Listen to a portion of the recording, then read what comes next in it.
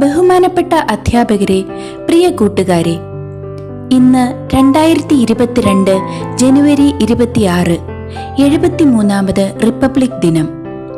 ആദ്യം തന്നെ ഏവർക്കും ഹൃദയം നിറഞ്ഞ റിപ്പബ്ലിക് ദിനാശംസകൾ നേരുന്നു. റിപ്പബ്ലിക് എന്നാൽ എന്താണ്?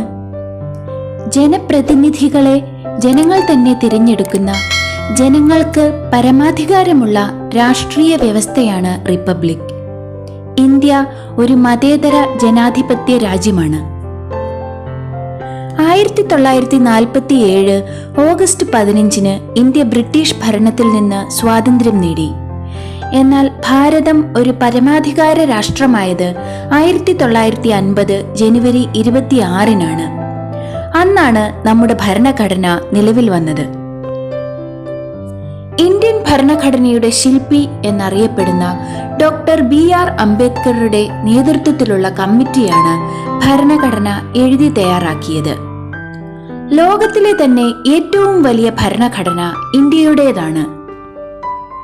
ഇന്ത്യയുടെ പരമോന്നത ഭരണഘടന നിലവിൽ വന്നതിന്റെ ഓർമ്മയ്ക്കായാണ് ജനുവരി 26 രാജ്യം റിപ്പബ്ലിക് ദിനമായി ആഘോഷിക്കുന്നത്. ധീരദേശാഭിമാനികളെ അനുസ്മരിക്കാനുള്ള ഒരു ചടങ്ങ് കൂടി ആണ് റിപ്പബ്ലിക് ദിനാഘോഷം. ഈ ദിനത്തിന്റെ പ്രാധാന്യം നിലനിർത്താൻ എല്ലാ വർഷവും തലസ്ഥാന നഗരമായ ഡൽഹിയിൽ റിപ്പബ്ലിക് ദിന പരേഡും സാംസ്കാരിക ഘോഷയാത്രയും നടത്തപ്പെടുന്നു. രാഷ്ട്രപതി ഭവനിൽ നിന്ന് തുടങ്ങുന്ന സൈനിക പരേഡ് ചെങ്കോട്ടയിലാണ് അവസാനിക്കുന്നത്. ഇന്ത്യൻ കരസേനയും നാവികസേനയും വ്യോമസേനയും ഈ പരേഡിൽ പങ്കെടുക്കുന്നു. ഇന്ത്യൻ സൈന്യത്തിന്റെ പരമോന്നത നേതാവായ രാഷ്ട്രപതി പരേഡിൽ സല്യൂട്ട് സ്വീകരിക്കുന്നു. ഇന്ത്യൻ വ്യോമസേനയുടെ വിമാന പ്രദർശനം ഈ ദിവസം നടത്തപ്പെടുന്നു. റിപ്പബ്ലിക് ദിന പരേഡിലെ പ്രധാന അതിഥി മറ്റൊരു രാജ്യത്തെ രാഷ്ട്രത്തലവനാണ്. സായുധ സേനയിൽ ധീരപ്രവർത്തികൾ ചെയ്തിട്ടുള്ളവർക്ക് അവാർഡുകളും മെഡലുകളും ഈ അവസരത്തിൽ നൽകുന്നു. ഡൽഹി കൂടാതെ എല്ലാ സംസ്ഥാന തലസ്ഥാനങ്ങളിലും അതാത് സംസ്ഥാനത്തെ ഗവർണർമാർ പതാക ഉയർത്തുന്നു.